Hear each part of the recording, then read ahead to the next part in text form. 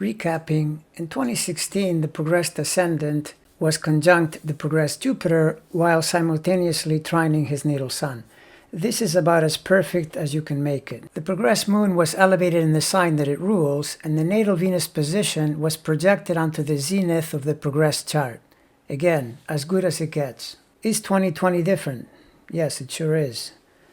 As time passes, the two key progressions, the moon and the ascendant, move forward, so that now, instead of the same degrees rising with Jupiter, you have 28 degrees Libra rising, and Jupiter behind that by over 3 degrees.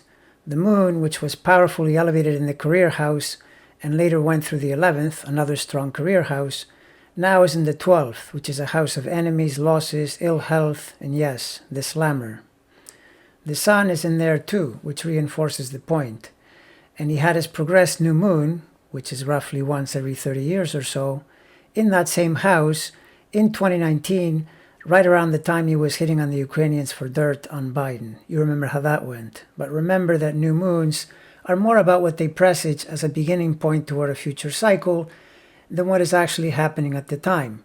So what was happening tells us the cycle began very poorly and therefore is likely to continue in this vein for years to come.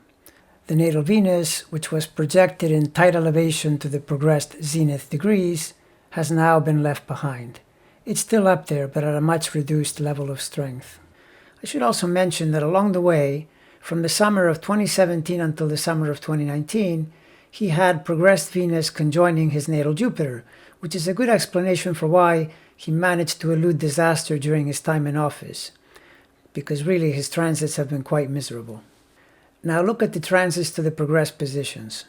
2016 featured amazing Jupiter help as it conjoined all the Libra action on the ascendant, and even Saturn was cooperating as it was in Sagittarius, supporting the Libra planets by sextile. Now, in 2020, the 3-planet Capricorn transit in conjunction is square the ascendant. Neptune is square Uranus, quincunx Venus and Mercury, and by November it's opposite the progressed moon as well.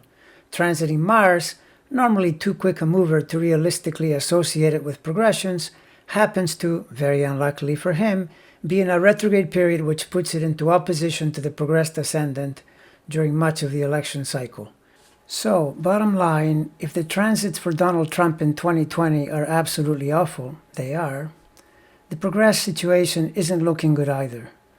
The transit and progressed astrological patterns look ominously negative and have the feel of a fading star, which is what I think Trump has become.